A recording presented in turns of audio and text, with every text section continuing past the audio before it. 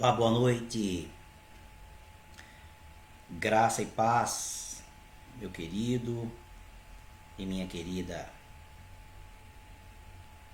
juntos, mais uma noite para a nossa aula sobre liderança. O som está ok, para mim está ok. Se você estiver assistindo de um celular, põe o fone de ouvido que o som ficará melhor. Se tiver no computador, tudo bem. Tablet também. Mas um fone para o celular é melhor no fone de ouvido. Você que está chegando, vá, por gentileza, fazendo um comentário que você está presente. Vamos esperar alguns segundos, um minuto, para que nós possamos dar início à nossa palavra de hoje, aula de hoje, ministração de hoje, que serve para todos. O Instituto Vocacionados foi algo que o Senhor nos orientou há algum tempo atrás. Ele é, paz minha irmã, paz minha linda, ele é uma extensão, ele é uma continuação da nossa escola de ministérios. Durante quase 15 anos nós tivemos a nossa escola de ministérios com este nome. A primeira chamava-se Escola de Líderes. Depois nós mudamos, ficou por quase 15 anos com esse nome, Escola de Ministérios. E hoje ele tem um nome mais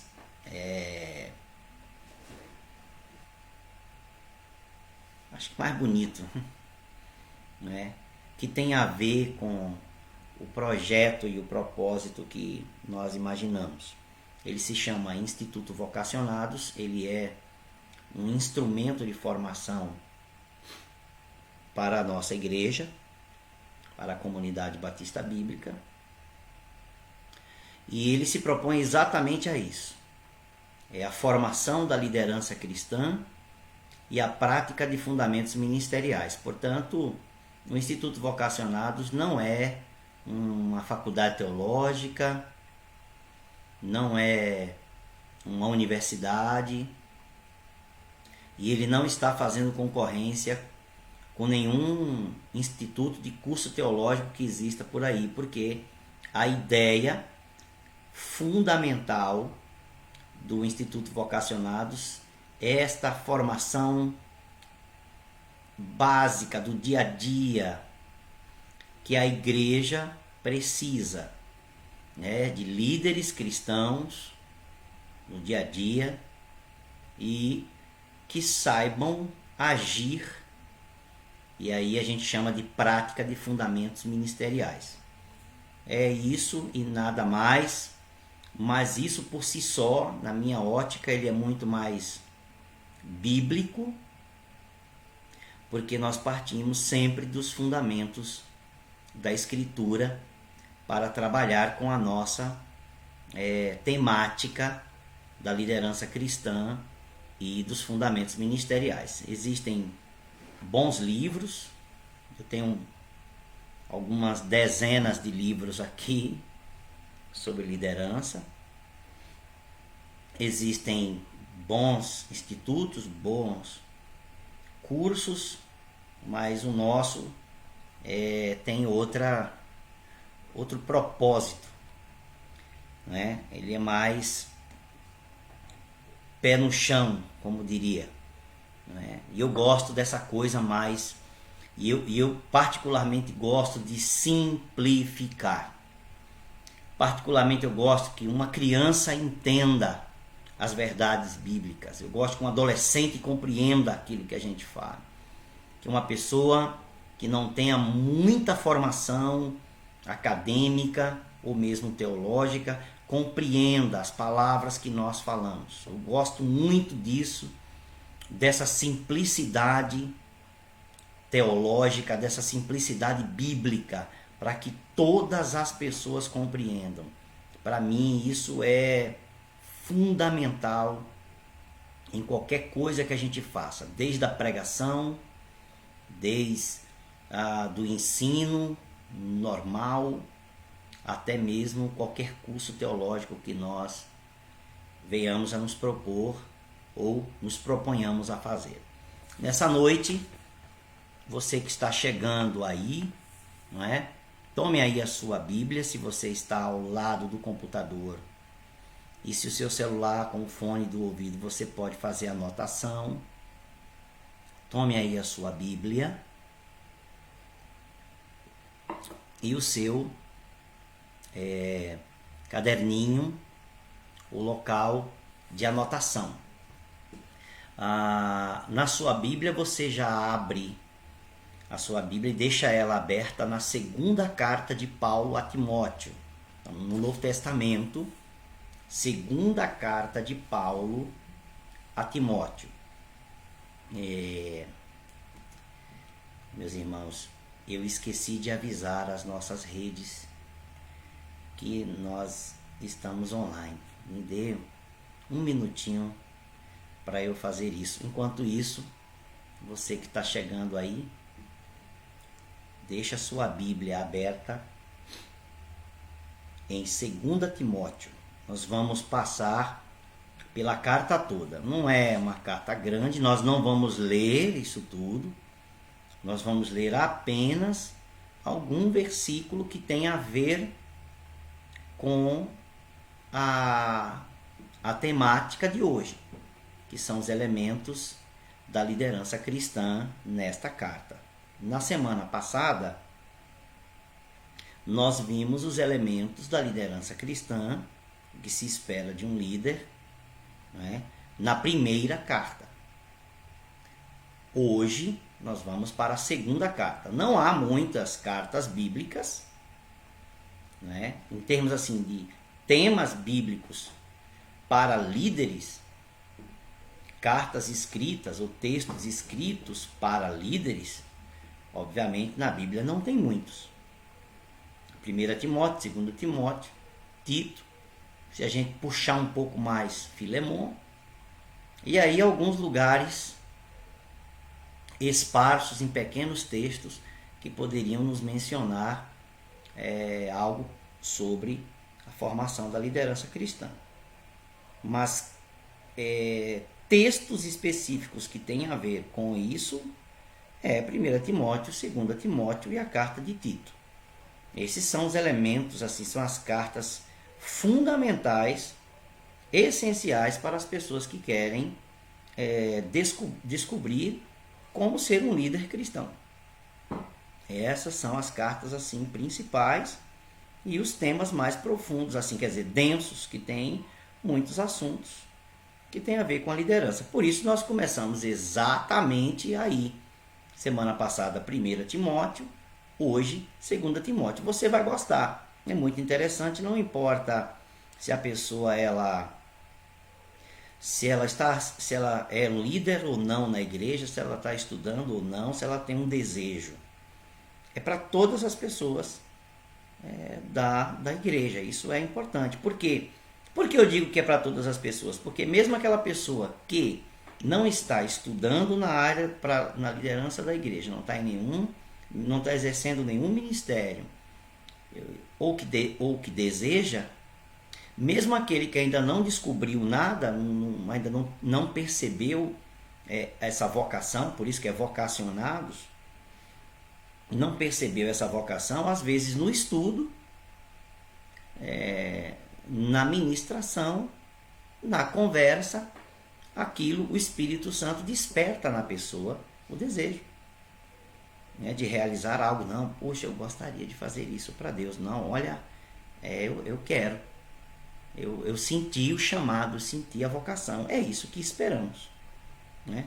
É isso que esperamos que aconteça. Ok? Consegui abrir aqui. Agora, portanto, eu vou enviar para as nossas redes. E aí eu retorno. Pronto. Enviei. Esqueci de avisar. Esqueci de avisar ao nosso povo que estamos ao vivo. Ok? Muito bem. Então retornamos aí. Segunda carta do apóstolo Paulo a Timóteo. Vamos começar. Nós vamos passar no capítulo 1, uns versículos. No capítulo 2. No 3, sempre alguns versículos. No 3 e lá no último, no 4. É coisa bem simples, mas eu acredito que é maravilhosa.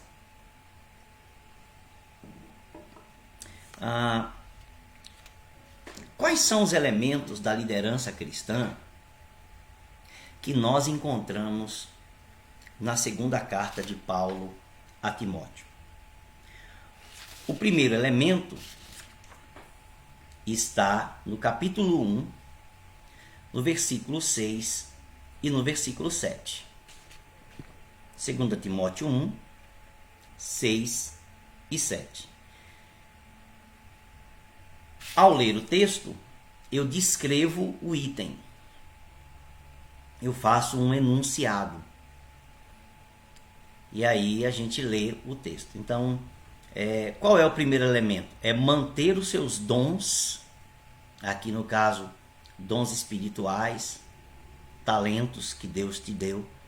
Manter os seus dons em atividade. Esse é o primeiro elemento da liderança cristã. Um líder, um vocacionado, uma vocacionada para realizar algo para Deus, no reino de Deus, precisa manter os seus dons em atividade. Não pode simplesmente enterrar os seus dons, enterrar os seus talentos.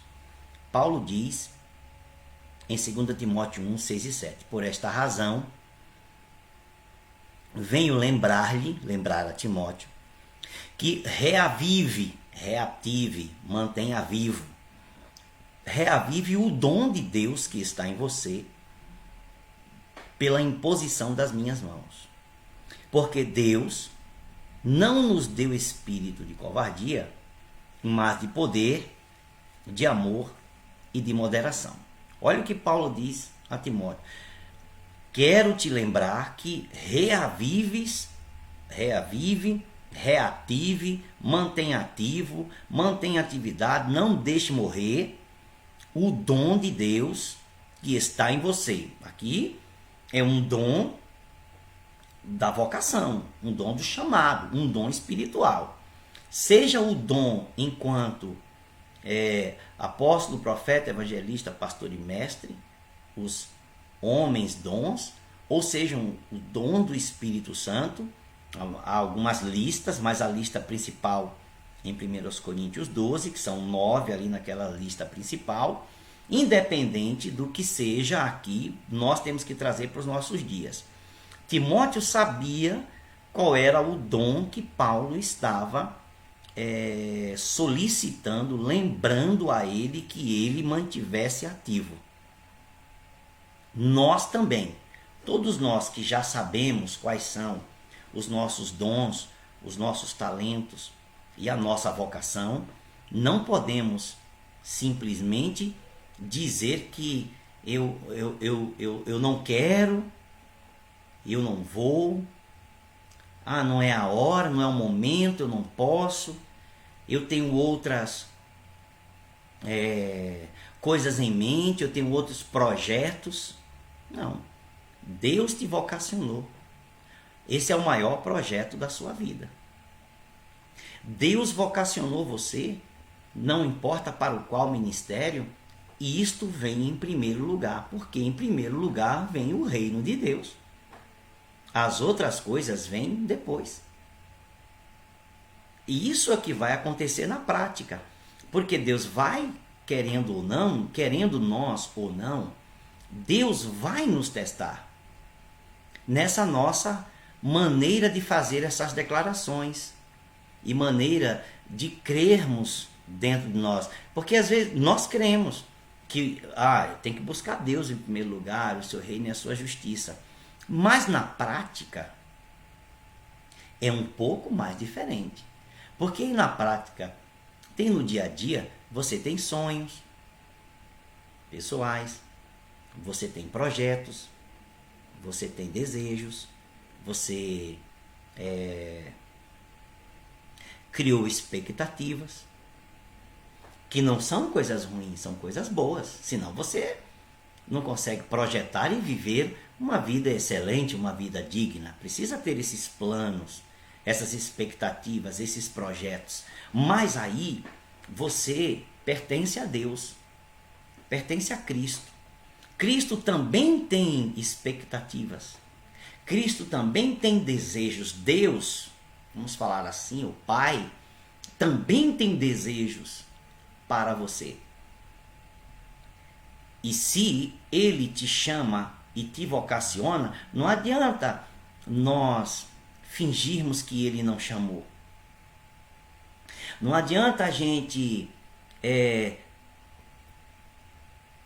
dar uma de como quem não está entendendo o que Deus nos falou, seja por meio de um sonho, seja por meio de uma palavra profética, seja por meio de que o pastor, o bispo, o líder tenha, pelo Espírito Santo, sem ele perceber, ele de repente apontou para você e disse assim: nossa, eu tenho visto que Deus, eu tenho sentido que Deus tem isso em sua vida.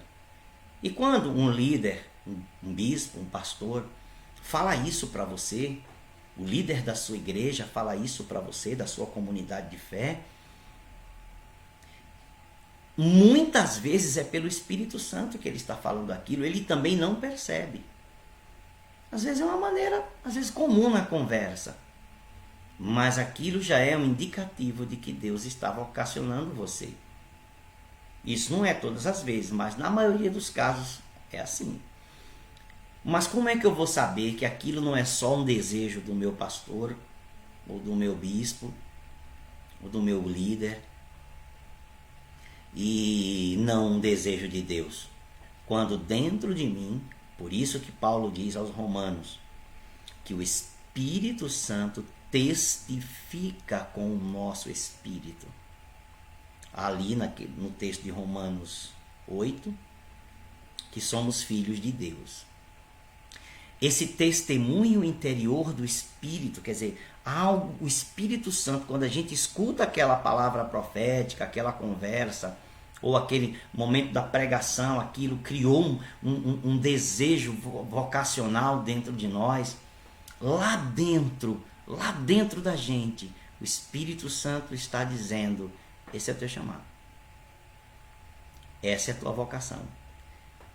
Lá dentro você não tem dúvidas que aquilo é de Deus.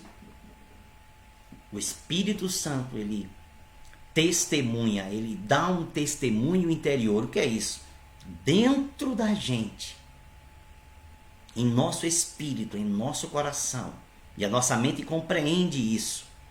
O Espírito Santo diz: é isso mesmo. E aí o que a gente faz? Aí a gente tem que se render. Imaginemos que você chegou nesse ponto em que você compreendeu, não adianta fingir que não ouviu, que você compreendeu que você foi vocacionada por Deus para realizar algo na igreja, no reino de Deus, no ministério. O que acontece? A primeira coisa que acontece é que aquilo se torna a coisa principal e não mais as outras coisas. Porque aí o reino de Deus assume a prioridade. É isso que muita gente tem perdido nesses dias. Muitas pessoas na igreja, muitas mesmo, não têm compreendido isso. E às vezes, aqueles que não deveriam estar fazendo, que realmente não deveriam estar realizando obra nenhuma para o Senhor, é exatamente aqueles que acabam fazendo, porque aqueles que são vocacionados não têm compreendido que a vocação de Deus faz com que o reino de Deus tome a dianteira na sua vida e se torne o primeiro lugar. As outras coisas não é que perdem a importância, é que assumem um lugar secundário. E muitos cristãos estão perdendo essa noção. Muitas cristãs estão perdendo essa noção. Em nome de quê? Em nome dos seus projetos pessoais. Meu irmão, minha irmã, meu querido e minha querida, enquanto você não tem essa vocação de Deus clara em sua vida, você continua fazendo seus planos, seus projetos de vida. Mas a partir do momento em que você descobre essa tua vocação, a prioridade passa a ser a vocação. As outras coisas você faz se dá tempo. Se tiver tempo, ou você organiza a tua vida e o teu tempo de acordo que a prioridade seja a coisa primeira. Primeiro, o reino de Deus. Shalom, pastor Zu, Deus te abençoe. Tamo juntos, aleluia. Obrigado por o senhor estar presente. O reino de Deus se torna prioridade. E isso eu tenho, principalmente os mais jovens, a gente tem percebido. Mas hoje em dia não é só os mais jovens não, até os mais adultos também, né? Os planos da pessoa são tão prioritários na vida dela que quando vem essas vocações, esses chamados e o ministério do Senhor, porque Deus tem a prioridade, a prerrogativa. Jesus tem a preeminência sobre a vida da pessoa, porque ele não nos comprou. Ora, aquele que nos salvou, nos comprou, certo? Ele que nos comprou, ele tem direito exclusivo sobre nossa vida e nosso destino. Ora, se nós não compreendermos isso, nós vamos viver a vida inteira chocando a nossa vida com os planos de Deus. E os jovens, principalmente, e alguns adultos nos nossos dias também, infelizmente, ao não compreender que eu posso fazer planos, projetos, idealizar coisas na minha vida, enquanto isso ser a coisa prioritária, eu colocar isso à frente mesmo e lutar, trabalhar, estudar por isso, é lícito. Enquanto não vem a vocação, tá tudo bem. Mas, paz, meu lindo, paz, William, Deus te abençoe. Mas quando vem a vocação de Deus, o chamado, o ministério assume o primeiro lugar. Assume a prioridade, as outras coisas automaticamente precisam passar para o segundo lugar. Se nós não compreendermos isso, nossa vida inteira nós vamos passar. Hoje eu estava orando sobre isso. E ao estar escrevendo aqui, melhorando o texto, porque esse texto tem do nossa apostila tem 20 anos, e eu estou melhorando o nosso texto de acordo com o Instituto Vocacionados, eu estava orando, falando com o Senhor sobre isso, e pensando sobre essas coisas. Nós vamos passar a vida inteira chocando os nossos desejos com a vontade de Deus. E nunca dá certo nada. Nem uma coisa, nem outra funciona. Isso não é legal.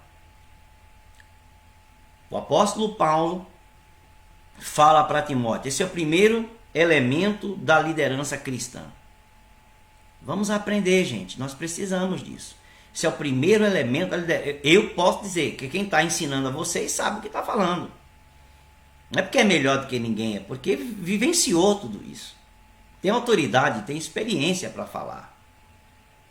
Né? primeiro elemento da liderança cristã é manter os seus dons em atividade. Se você recebeu o dom, se você recebeu o talento do Senhor, a vocação ou chamado ministerial, automaticamente isso passa a ser o primeiro lugar. Porque aí é o reino. O reino vem em primeiro lugar. Jesus vem em primeiro lugar. O reino, a vontade de Deus, vem em primeiro lugar. A oração do Pai Nosso é: venha teu reino. Seja feita a tua vontade na terra como no céu. Na terra onde? Na vida dos homens, na minha vida também. Ele me comprou. Ele é dono da minha vida. Portanto, ele tem o direito de ordenar o meu destino. Se eu não compreender isso, eu vou viver em choque. Os meus desejos, os meus planos, os meus projetos vão viver em choque com a vontade de Deus. E nada dá certo. A pessoa vai chegar numa determinada idade, vai olhar para trás e vai se sentir sempre frustrado de nunca ter realizado nada. Vocês compreendem isso? Vocês compreendem isso? Por isso Paulo alerta Timóteo: eu te lembro, reavive o dom de Deus que está em você pela imposição das minhas mãos, porque Deus não te deu um espírito de covardia. Deus não te chamou para ficar acovardado, acuado num canto. Deus te deu foi um espírito de poder, de amor e de equilíbrio, de moderação. Você tem que pôr esse negócio para funcionar e ir para frente, meu amigo. Partir para fazer a vontade de Deus, realizar o que Deus te chamou para fazer e pronto, meu irmão, minha irmã. Vocação é vocação, assume o primeiro lugar. Eu poderia pedir para você escrever isso aí nessa noite. Quando sou vocacionado, quando Deus me chama, o chamado passa a ser o primeiro lugar. Quando Deus me chama, portanto, quando eu sou vocacionado, quando Deus me chama, o chamado passa a ser o primeiro lugar. Você entendeu? Você entendeu? Quando Deus me chama, o chamado, essa vocação, se torna o primeiro lugar, porque o reino vem em primeiro lugar. Esse é o segundo item. É o primeiro item. Manter os seus dons em atividade.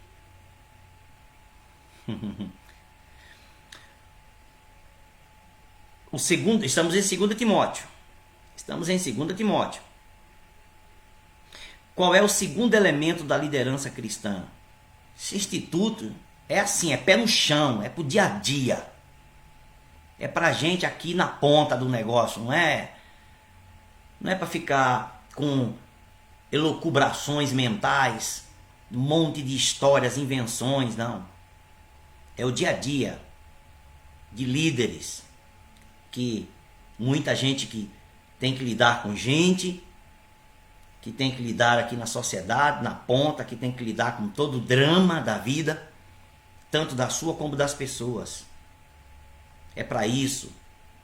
Eu entendo a formação de liderança cristã e a prática de fundamentos ministeriais para isso. Qual é o segundo elemento da liderança cristã? É ter um modo de falar sadio. Ter um modo de falar sadio. Qual é o primeiro? Manter os seus dons em atividade. Capítulo 1 de 2 Timóteo 6 e 7. Qual é o segundo? Ter um modo de falar sadio. Capítulo 1, apenas o versículo 13. Paulo diz a Timóteo assim: mantenha o padrão das sãs palavras que de mim você ouviu, com fé e com amor, e com o amor que há em Cristo Jesus. Mantenha o padrão das sãs palavras, palavras sadias. Isso é interessante, porque muita gente, nos dias de hoje, acha que ao entregar a sua vida a Cristo, não precisa mudar a sua maneira de falar. Nós estamos vivenciando, às vezes, não é uma permissividade, mas é um equívoco da geração cristã. as pessoas, e isso demonstra às vezes uma falta de respeito e uma falta de temor muito profundas por Deus. Não é para ficar falando evangeliquez, né? Jargão evangélico, não é isso que estou dizendo. Mas o que estou falando é que as palavras precisam, a forma de falar tem que ser sadia. E você não vai imaginar Jesus falando gíria. Você não imagina Jesus falando palavras de baixo calão. Você não imagina Jesus contando piadas indecentes. Você não imagina Jesus entretendo a plateia com piadinhas, como em... Claro, eu não estou aqui criticando quem faz o show lá, seus shows, não estou falando. Estou falando num ambiente de liderança cristã, né? Você não vai pensar que Jesus iria transformar o seu lugar de falar ao povo em um lugar desses talk shows, de contar piadinhas engraçadas. Da mesma forma, o líder cristão, a líder cristã, também precisa ter um modo de falar sadio. É uma outra coisa que se perdeu. Olha aqui, meus irmãos e minhas irmãs, meus queridos e minhas queridas, é por isso que eu estou partindo da Escritura.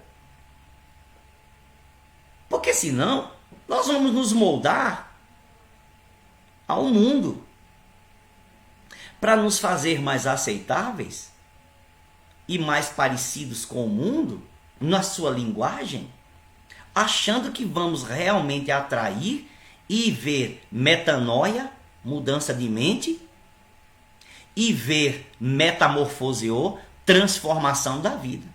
Nós não vamos ver nada disso. Nós vamos ver as pessoas apenas absorvendo uma linguagem evangeliquez, mas o coração e a mente não mudaram. Eles até aprenderam a falar o jargão, a gíria gospel, mas não aprenderam a linguagem sã da Escritura.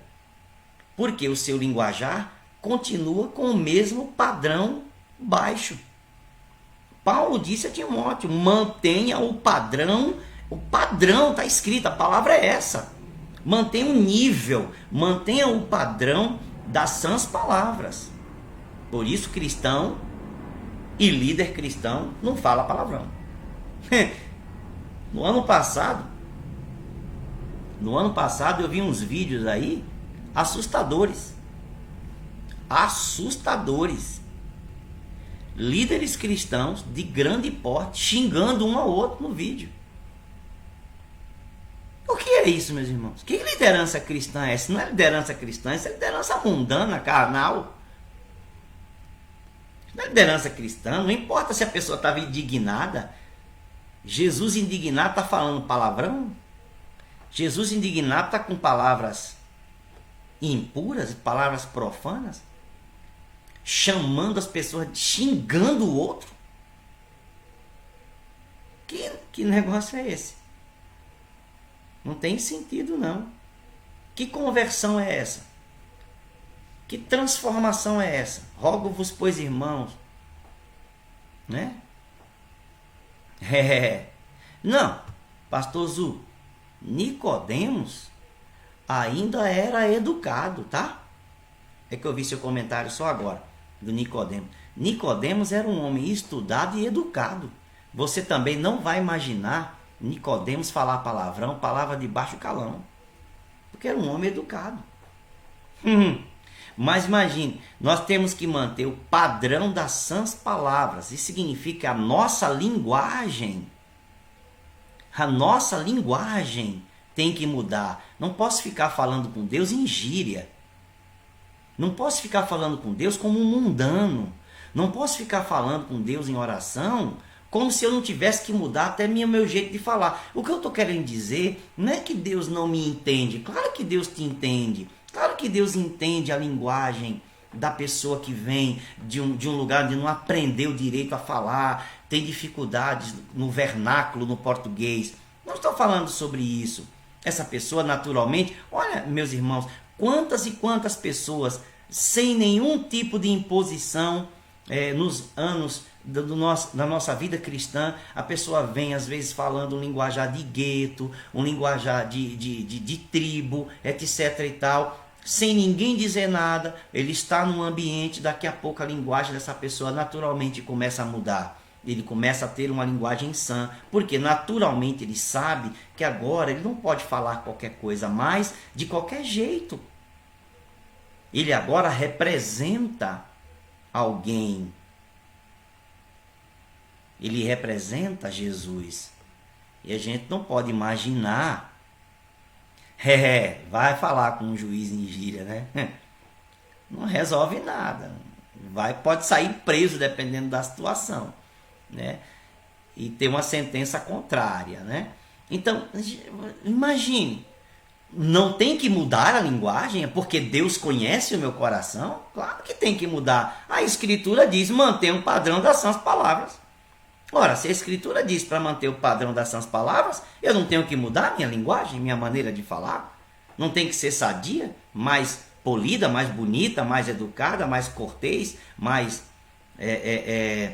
menos profana? Claro que tem que ser. Esse é o segundo item. Então já vimos, manter os dons em atividade. Isso é um elemento da liderança cristã, de quem foi vocacionado. Ter um modo de falar sadio. Imagina um líder no púlpito falando um monte de bobagem, um monte de abobrinha, um monte de linguagem indecente, profana, em nome da contextualização da mensagem.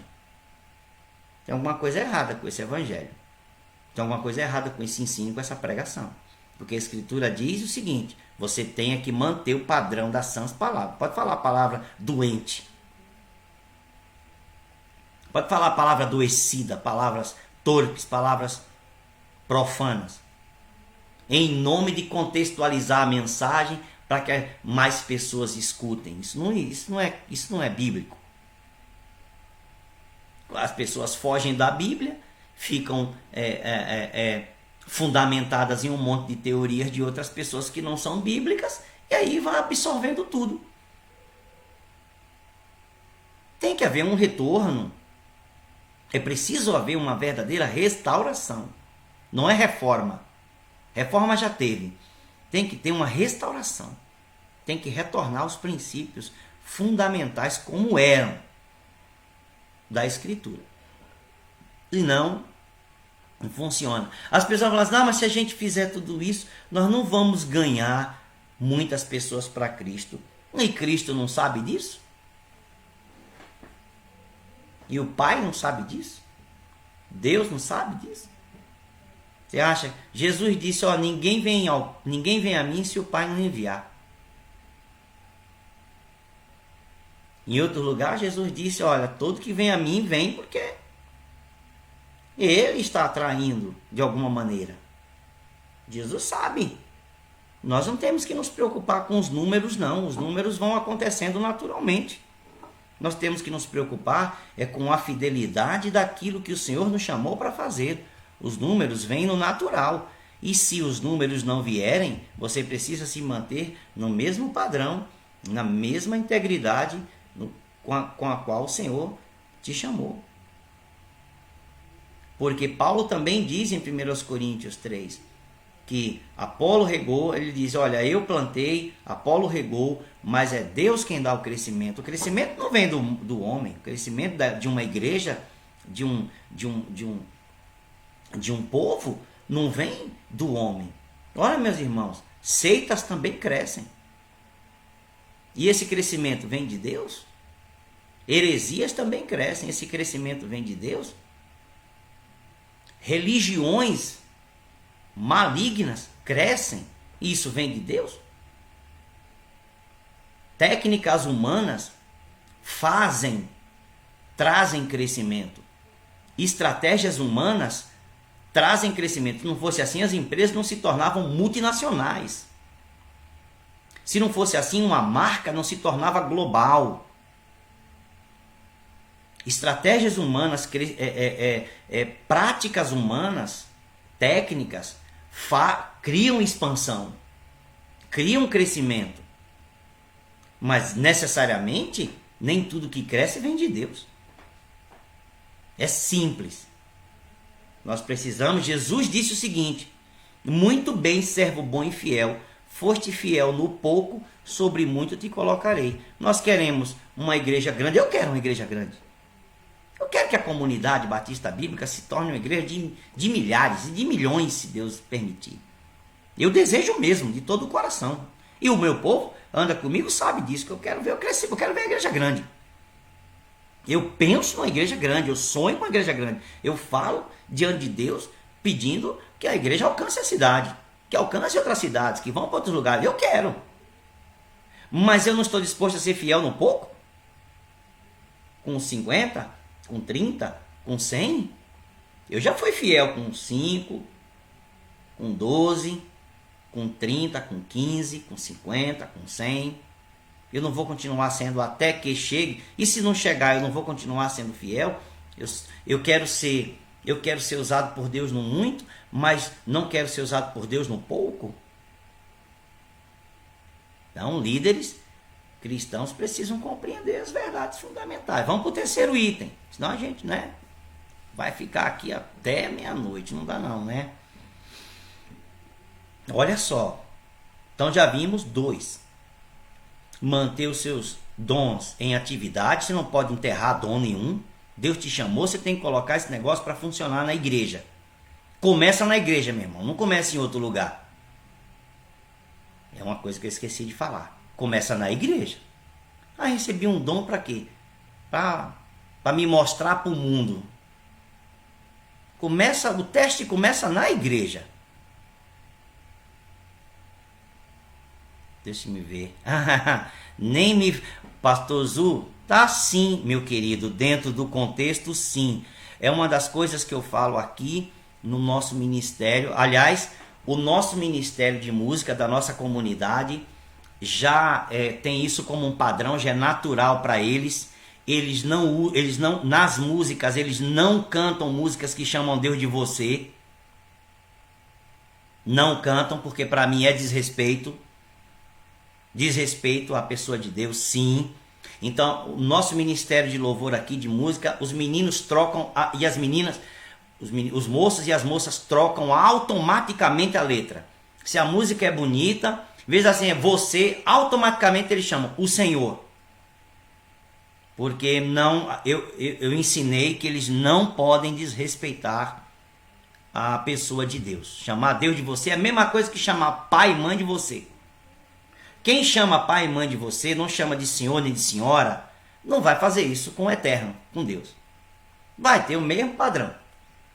É coisa de menino que não tem educação, infelizmente, que não foi criado com esse tipo de educação, de chamar o pai de senhor e senhora. E tem uns pais também que falam assim, senhor e senhora está no céu, porque não quer ser chamado de velho. E aí ficou ensinando aos meninos não chamar eles de você, de senhor, de senhora, porque aparenta ser velho.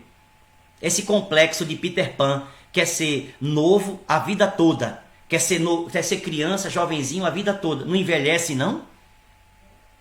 Não cresce não, não desenvolve não vai ter nunca 50, nem 60, nem 70 anos não? Entendeu? Esse é complexo de Peter Pan, quer ficar novo a vida toda? Aí tem filho, daqui a pouco tem neto, a pessoa vem com neto, a pessoa, ô vovó, a senhora não, a vovó chama de você. Olha que coisa ridícula, gente. Não envelheceu não, filha? Envelheceu sim. Faz parte da vida, é natural. Deus criou o negócio assim. O processo é esse, não tem como correr. Então assim, nós ensinamos ao nosso ministério aqui, qualquer música que eles acharem bonitas, que tem uma adoração bonita, que realmente assim o propósito tá legal dentro daquela canção, mas se aquela canção tá chamando Deus de você, eles não é automático com eles. Na hora eles chamam o Senhor. Eles mudam a letra na hora. Eles não. A gente tem uma preocupação com a letra que a gente canta aqui. Não consegue fazer 100% com todas as músicas, que infelizmente né? Muitos dos nossos músicos acabam fazendo letra comercial, infelizmente, né? Letra para vender, né? E aí acaba não sendo bíblicas a maioria dessas letras aí. Então a gente tem um problemaço também. Alguns vão dizer assim, não, por isso que eu gosto dos hinos que eram mais bíblicos. Tem um monte de hino que não tem Bíblia nenhuma. Então não é uma questão de ser hino e não é uma questão de ser música moderna. O problema é quem fez a música e esqueceu de colocar a Bíblia nela. Então tem um instrumental maravilhoso. Tem assim umas palavras lindíssimas, uma métrica, uma rima maravilhosa. Mas em nome da liberdade artística esquece a Bíblia e joga tudo na fogueira. Infelizmente. Mas aqui a gente tem aprendido isso aí. Chamou Deus de você, não serve. Ok? Então esse é um item nosso aqui da nossa liderança. E os nossos ministros de música, aqueles que cantam, não chamam Deus de você. Tem músicas muito bonitas, mas a gente canta, mas nós trocamos. O senhor pode, ou qualquer um pode ver nos nossos louvores aí que ficam gravados no YouTube. Você pode ver a música que chama de você, que a gente canta, eles vão cantar lá o Senhor. Não importa se rima ou não, muda na hora, é automático para o Senhor, nunca para você. Para mim isso é um desrespeito, né? Eu não vou mudar de ideia, vou continuar achando que é um desrespeito. Então vou continuar ensinando que é um desrespeito. Quando eu morrer, eu passar, o outro pode ensinar outra coisa. Mas enquanto eu estou aqui, eu vou ensinar. Se é um desrespeito, não pode. É assim que eu penso. Esse é o meu jeitão, né? Eles me conhecem, então eles me amam, me respeitam, né? E sabem que é de coração e pelo meu respeito profundo e por minha paixão por Deus. Então eles reconhecem isso em mim, graças a Deus. Terceiro item, que é o terceiro elemento da liderança cristã, em 2 Timóteo, muito bem, em 2 Timóteo, vamos para o capítulo 2. Escolher bem os novos líderes. Isso aqui é um negócio complicado, né? Sempre foi. Mas nós devemos escolher bem os novos líderes. Isso são elementos da liderança cristã. Tanto os pastores como a igreja devem escolher bem os novos líderes, né? 2 Timóteo 2,2 diz assim: e o que você ouviu de mim na presença de muitas testemunhas, quer dizer, diante de muita gente, isso mesmo transmite a homens fiéis, idôneos, né, capazes para instruir a outros. Quer dizer, tem que haver um cuidado na seleção destes novos obreiros, desses novos ministros, e você que é aspirante já tem que entrar com esse cuidado. Paz do Senhor, Leda, né? Tem que entrar com esse cuidado, sabendo que vão observar isso em você, que você precisa ser uma pessoa fiel a Deus. Imagina um líder que não é fiel, uma liderança que não é fiel. Acabou a igreja, destruiu a comunidade de fé. É ou não é? Um líder que não é fiel, líderes que não são fiéis nem à sua igreja, nem aos seus líderes, nem aos seus pastores, destruiu a igreja. Que não é igreja, né? É um clube de alguma, né? Então, você está nessa comunidade de fé, você precisa demonstrar essa fidelidade, ser fiel a essa igreja e aos seus líderes. Alguns vão dizer, mas e se ele estiver errado? Meu querido, ninguém está mandando você você apoiar erro. Ninguém está dizendo que você tem que aplaudir o pecado. Uma coisa é uma coisa e a outra é outra totalmente diferente. Nós estamos falando de fidelidade, nós estamos falando dentro de um padrão, dentro de um limite aceitável. Isso também não significa que aquela pessoa que é um líder que cometeu algum erro, alguma coisa assim, que você tem que sair esbravejando, acabando com tudo, publicando tudo, para que aí todo mundo saiba e destrua logo. Não é assim. Né? Você pode até não concordar. E se aquilo continuar, você pode tomar até uma decisão de não estar mais orando ao Senhor. Mas é uma coisa. Não é seu papel sair destruindo nenhuma igreja, nem comunidade de fé, por causa do erro de algo, eu sei. Certo? Então, assim, nós devemos escolher os novos líderes. Os novos líderes precisam ser fiéis. Essa é uma característica esperada de um líder, que seja fiel. Idôneo para instruir os outros, capaz de falar para os outros, para instruir outra pessoa. Uma pessoa que é um líder, às vezes tem gente que diz assim, não, eu não consigo pregar, eu não sei ensinar, se me der isso aqui para fazer, se me der essa aula para eu dar, ou eu tenho que dirigir uma célula ou um culto, eu não consigo. Consegue. Deus que te vocacionou, Ele não foi tolo de te chamar, sabendo Ele que você não tinha condições de falar para outra pessoa. Ora, uma pessoa é mãe e vai dizer assim, não, eu sou mãe, eu sou uma dona de casa, sei lá, mas aqui na igreja eu tenho vergonha de falar. A senhora não ensina os seus filhos? A senhora não sabe conversar com seus parentes, dar um conselho a uma pessoa? E o conselho não é bom, não é correto? A mesma coisa. Nossa, você sabe fazer isso com teus filhos, com teu sobrinho, com as pessoas da tua casa, com os teus amigos, com os teus parentes, você sabe dar bons conselhos, também já está implícito aí que você também pode, se você foi vocacionado por Deus para fazer algo, você também pode ser, você já é capaz de instruir outra pessoa. Você está aprendendo dos teus líderes, você está aprendendo da tua igreja, você está aprendendo no ambiente onde você está. O que você faz? Apenas reproduz o ensino. Já está tudo pronto. Você só tem que reproduzir. Não tem que ficar inventando a roda, criando nada. Certo? E não tem que ficar procurando em lugar nenhum também não. Se os teus pastores já providenciaram as coisas. É só você reproduzir. Quantos vídeos nós temos? Quantos vídeos só de quarentena?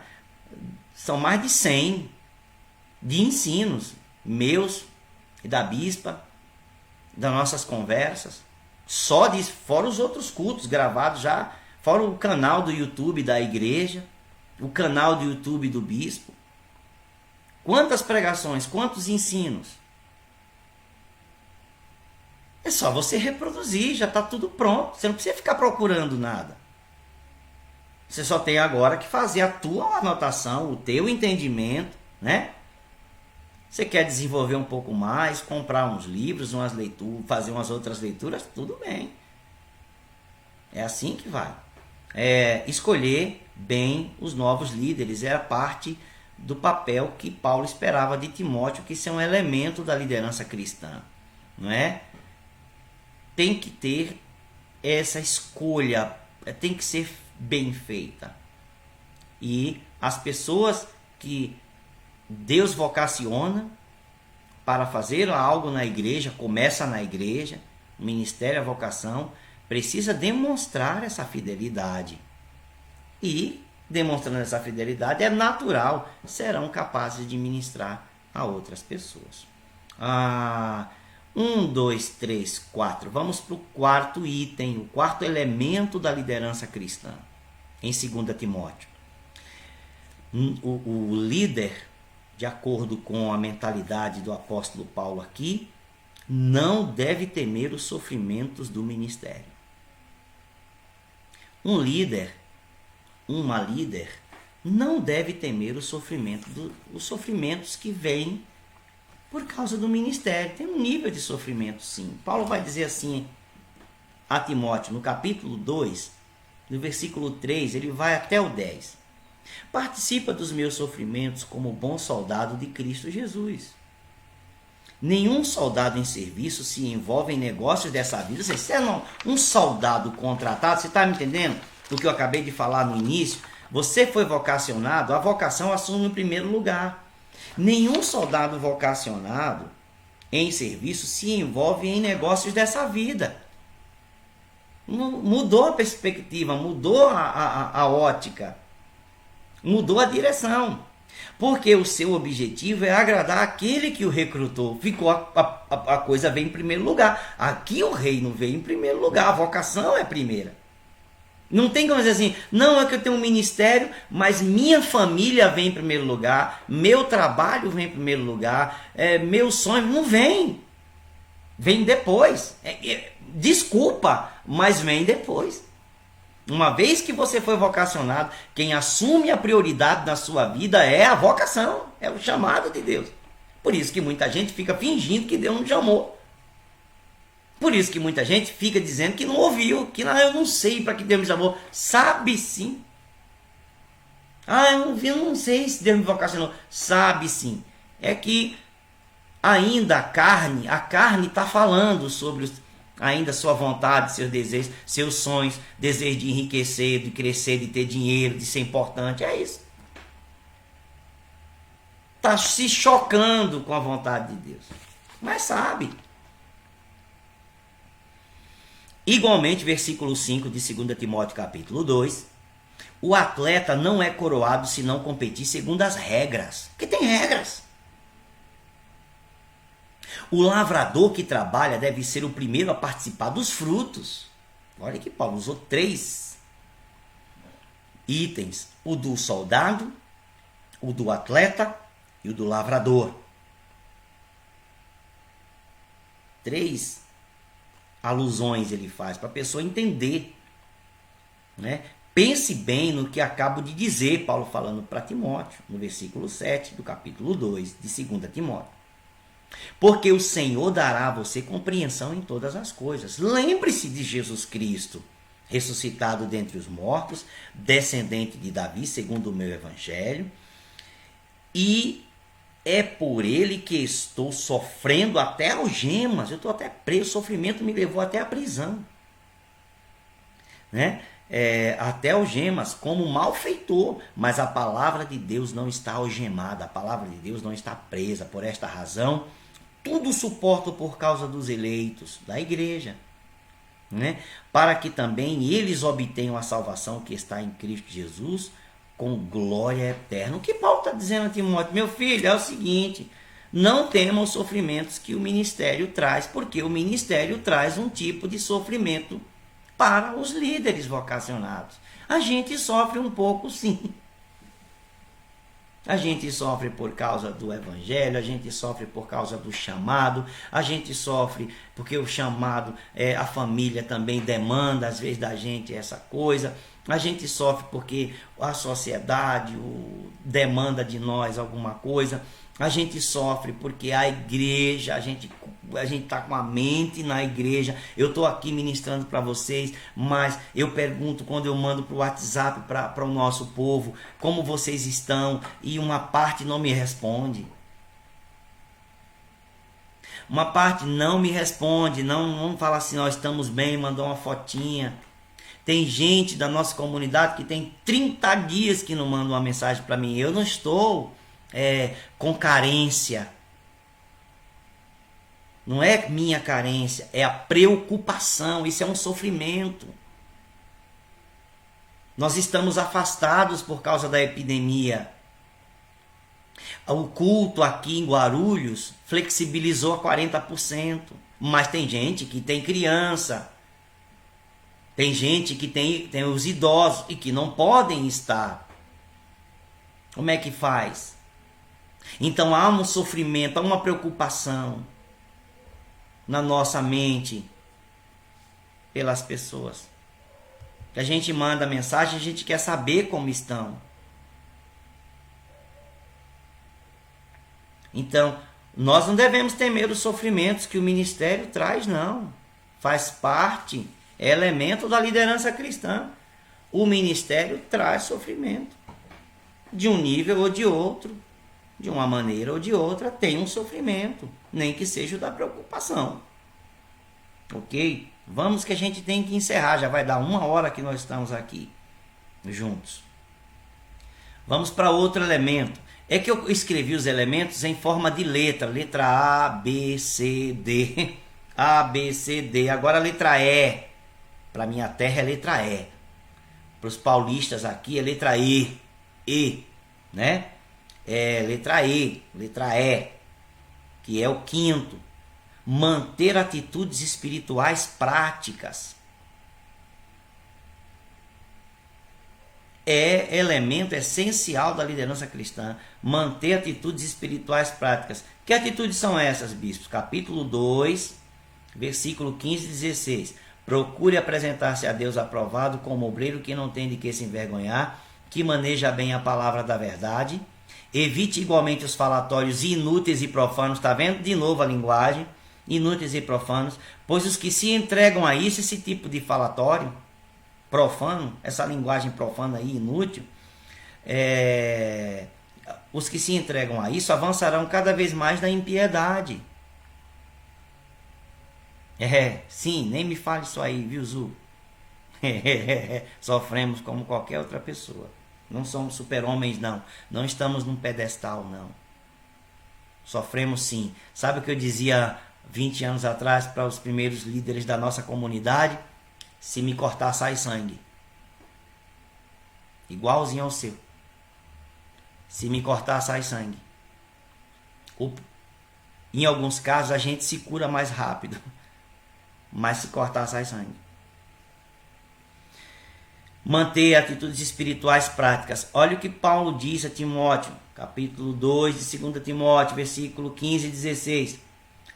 Esse texto é famoso. Procura apresentar-te a Deus aprovado. Como? Como obreiro que não tem de que se envergonhar. Aprovado, como obreiro que não tem de que se envergonhar, que maneja bem a palavra da verdade. Imagina um líder que não conhece a Bíblia, a Escritura. Que maneja bem a palavra da verdade, mas não só isso. Tem que evitar os falatórios inúteis e profanos. Pois os que se entregam a esses falatórios inúteis e profanos, essa bateção de boca, esse xingamento, essas coisas baixas, só avança cada vez mais na impiedade, fica mais ímpio ainda, mais profano ainda. Isso não é papel de líder, de gente que foi chamado para servir a Deus. Letra F, que é o sexto lugar. Sexto elemento da liderança cristã para os nossos dias. Lutar pela pureza do corpo ou pela pureza sexual. Elemento essencial. Ainda mais nos dias de hoje. 2 Timóteo 2:22. Fuja das paixões da mocidade. O interessante do versículo 22 é assim. Tá assim. Fuja das paixões da mocidade. Siga a justiça, a fé, o amor, a paz com os que de coração puro invocam o Senhor. Isso é interessante.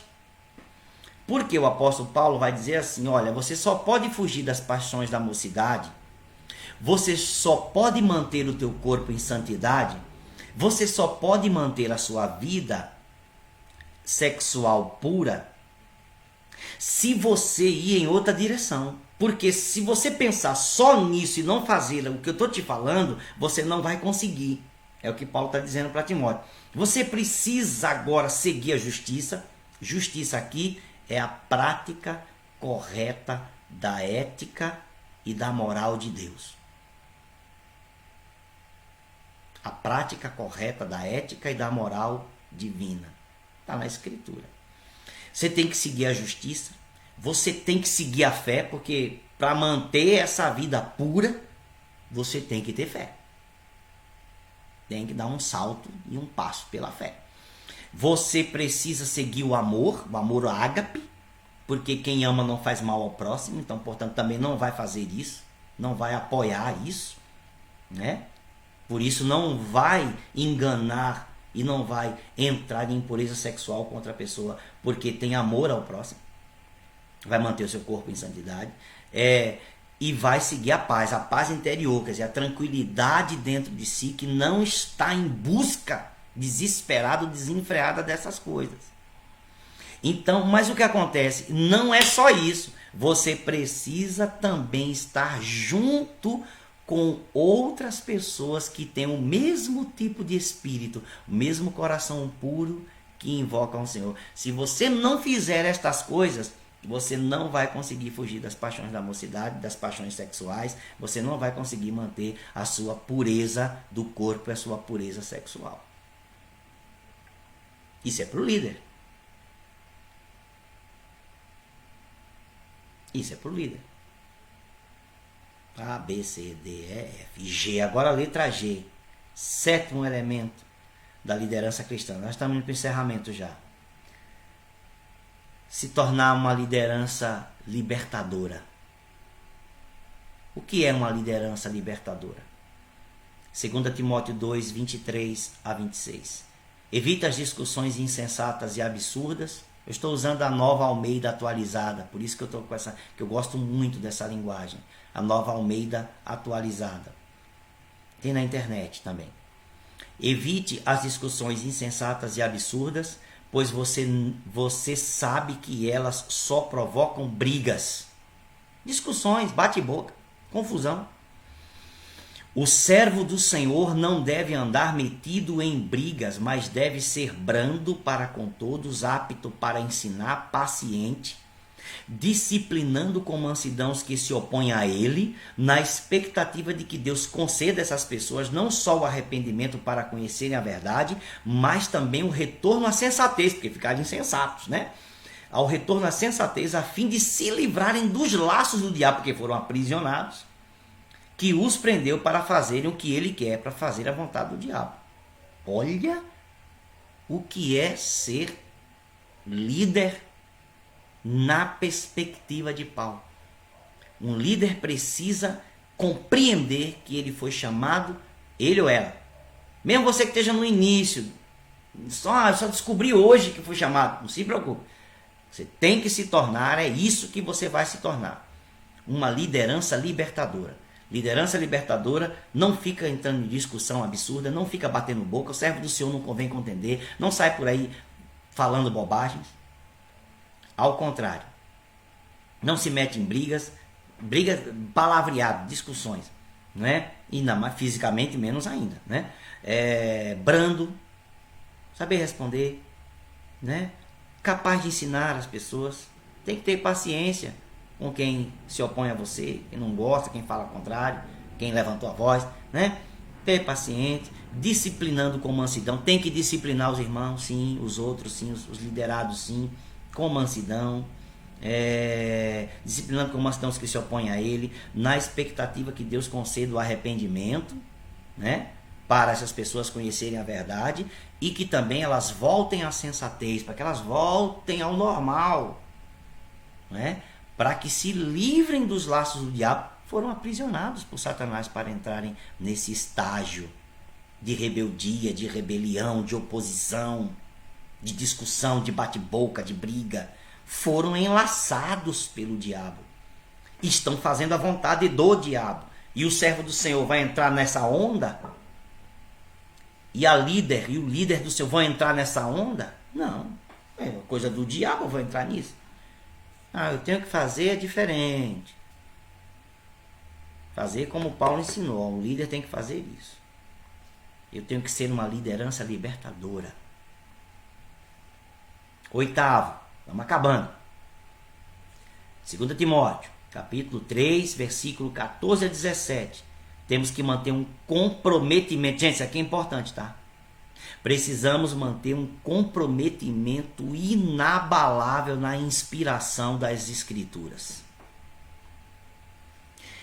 Temos que manter um comprometimento inabalável na inspiração das Escrituras. O que tem de teoria, de teologia, de gente diminuindo, menosprezando, quebrando, destruindo a integridade, a inspiração, a veracidade das Escrituras em nome de alguma revelação, de uma crítica, de um entendimento melhor, em nome de uma doideira que tem aí, não está no gibi. Tá? A quantidade de gente que tem desmerecido a Escritura, rejeitado sua inspiração, rejeitado sua autoridade e rejeitado seu fundamento de fé, de ética e de prática da vida, é um absurdo a quantidade de gente. Paulo vai dizer em 2 Timóteo 3, 14 a 17. Quanto a você, que é o líder, você Timóteo, você que é líder, né? Permaneça naquilo que aprendeu e em que acredita firmemente, sabendo de quem você o aprendeu. Aleluia. E que, desde a infância, no caso dele, você conhece as sagradas letras que poderão torná-lo sábio para a salvação pela fé em Cristo Jesus. É aqui que entra aquele texto. Toda a escritura é inspirada por Deus e útil para o ensino, para a repreensão, para a correção, para a educação na justiça, a fim de que o servo de Deus ou o homem de Deus, né, o servo de Deus seja perfeito e perfeitamente habilitado, capacitado para toda boa obra. Toda boa obra são todas as ações boas, não é só bíblicas, todas as ações boas. Tudo que precisa ser feito na vida de forma boa. Ter um comprometimento, meu querido e minha querida, com a inspiração das Escrituras. Não abrir mão da autoridade das Escrituras nas nossas vidas e nas nossas comunidades de fé. Essencial. Elemento básico da liderança cristã. A, B, C, D, E, F, G, H, I. Só tem mais 2. Nono, são 10, eu nem sabia que eram 10 itens. Letra I, que é o nono lugar. Outro elemento essencial da liderança cristã. Saber aproveitar o tempo que nós temos. Saber aproveitar o tempo que nós temos. 2 Timóteo 4, de 1 a 4. Diante de Deus e de Cristo Jesus, que há de julgar os vivos e os mortos, pela sua manifestação, ou seja, pela sua vinda e pelo seu reino, peço a você com insistência, Paulo falando para Timóteo, que pregue a palavra, insta a tempo e a fora de tempo. Na tradução que eu estou usando, ela fala assim: insista, quer seja oportuno, quer não, a tempo e a fora de tempo. Oportunidade aqui fala de tempo. Seja o tempo oportuno, mas eu tenho que aproveitar a oportunidade. Aqui está dizendo que você aproveita a oportunidade e você aproveita quando a oportunidade também não existe. Seja oportuno ou não, tempo e fora de tempo. Não é o momento, é. É o momento, é. Não é o momento, é também. A tempo e a fora de tempo, quer seja oportuno ou não, corrija, repreenda, exorte com toda paciência e doutrina, pois virá o tempo em que não suportarão a sã doutrina. Esse tempo já existe, já estamos vivendo. É o princípio das dores. Está bem avançado. Pois virá tempo em que não suportarão a sã doutrina, pelo contrário, se rodearão de mestres, ainda mais na internet. Ainda mais aqui na internet. Eu tenho que me pôr também a prova. Ainda mais na internet. O meu ensino também tem que passar pelo crivo da palavra. Se não prestar, joga fora. Não entra não. Não entra na onda errada não. Porque, versículo 3 de 2 Timóteo 4. Pois virá o tempo em que não suportarão a sua doutrina, pelo contrário, se rodearão de mestres segundo suas próprias cobiças, desejos, né? Como que sentindo coceira nos ouvidos, comichão nos ouvidos, de acordo com a tradução antiga, eles se recusarão a dar ouvidos à verdade, entregando-se a fábulas, só historinhas, contadores de história, fábulas, anedotas, mitologia, historietas, mas verdade ajuntarão para si mestres, tendo comichão no ouvido, coceira no ouvido, não suportarão a sã doutrina. Nós estamos já vivendo este tempo. E o líder, o chamado, a chamada, o vocacionado, a vocacionada por Deus para realizar a obra, o ministério, alguma coisa no reino de Deus, precisa saber aproveitar bem o tempo. Porque nós estamos vivendo uma época em que as pessoas não querem mais nem ouvir a verdade. Vocês estão entendendo? Saber aproveitar bem o tempo que temos. E aqui Paulo diz, há tempo e há fora de tempo. Quer seja oportuno, quer não seja oportuno. Em outras palavras, enche o saco mesmo. Ah, esse crenteiro fica aqui só falando da Bíblia. Fale mesmo. Enche o saco. Ah, essa pessoa não pode. Chegou a Bíblia. Tudo dele é Bíblia. Tudo dele é Deus. É isso mesmo. Agora chegou o tempo da gente ser chato mesmo. Mais chato ainda. Mas falando a verdade. As pessoas não vão ouvir. Tudo bem. Deus disse para Ezequiel: quer ouçam, quer deixem de ouvir. Nosso papel é falar. Por último, número 10, letra J. Gente, ultrapassamos em muito, né? O tempo que eu tinha projetado, que era de 1 hora. Já estamos 1h16. 1 hora e 16 minutos. Vamos encerrar. Último item.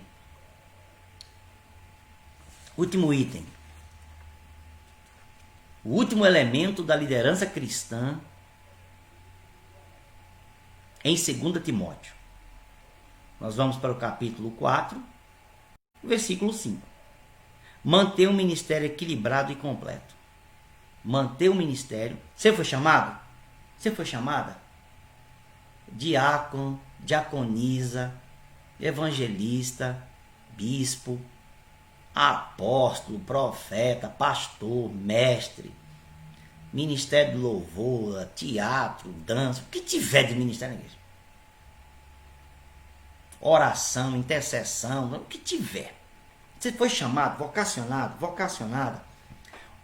Teu ministério tem que ser equilibrado e completo. Paulo diz em 2 Timóteo 4:5, mas você seja sóbrio. Sóbrio é equilibrado, não pode ser cambaleante, bêbado, não é? Desequilibrado, né? Seja sóbrio em todas as coisas. Suporte as aflições. Dá problema, é complicado mesmo, né? Seja sóbrio, seja uma pessoa equilibrada. Suporte as aflições, o ministério traz isso mesmo. Traz mesmo. Faça o trabalho de um evangelista. Timóteo não era evangelista, mas está dizendo, faça um trabalho de evangelista, ou seja, pregue a palavra. Anuncie Jesus. Fale de Cristo, ensine as pessoas, proclame. Mesmo, não pare de falar.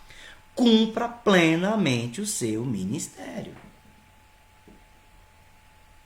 Cumpra plenamente o seu ministério.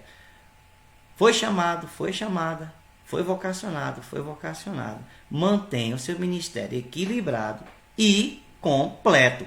Cumpra plenamente o seu ministério. Não tem esse negócio que um não foi e você não vai. Não tem esse negócio que outro não fez, você não faz. Não tem esse negócio que você chamou, esperou por alguém, não veio, deixei de fazer. Não tem isso. Se não aparecer, você está lá. Se não fizer, você fez. Se não for, você vai. Porque você está servindo a quem te chamou. Você está abençoando os outros, mas a tua igreja, o povo de Deus, mas você está agradando a Ele que te chamou. Por isso você faz quando ninguém vê. Por isso você vai se ninguém for. Por isso você está se ninguém aparecer. Por isso você realiza só se alguém não apareceu para fazer. Seja sóbrio em todas as coisas, equilibrada. Suporte as aflições, porque vai chegar numa hora que você espera e não apareceu. Sofre um pouco mesmo. Faça o trabalho de um evangelista. Não canse, não cesse.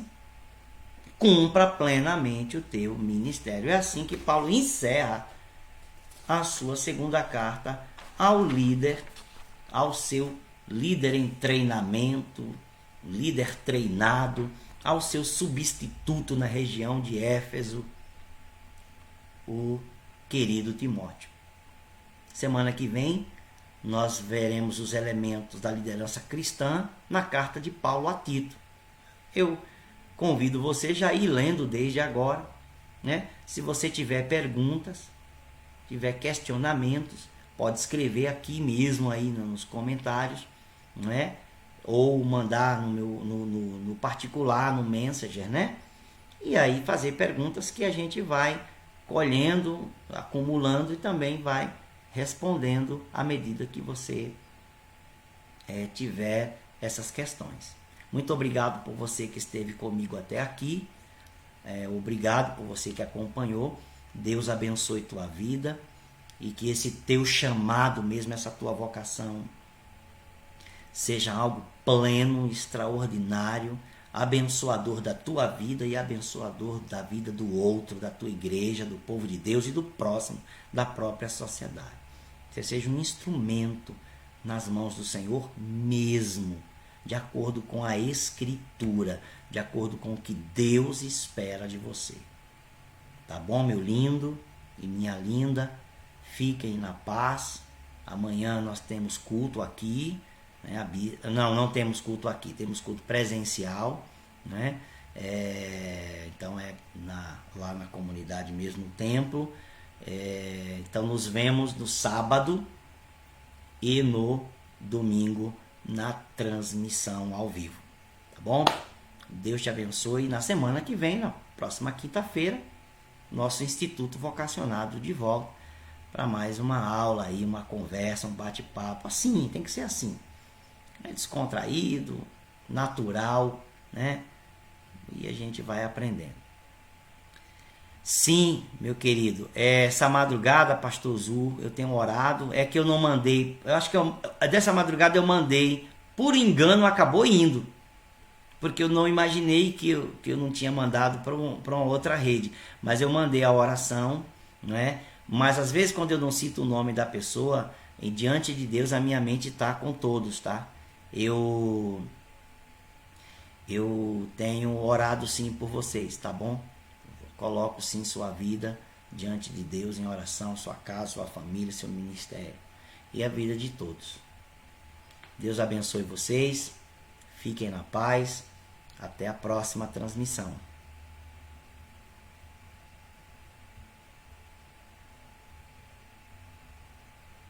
Mando sim.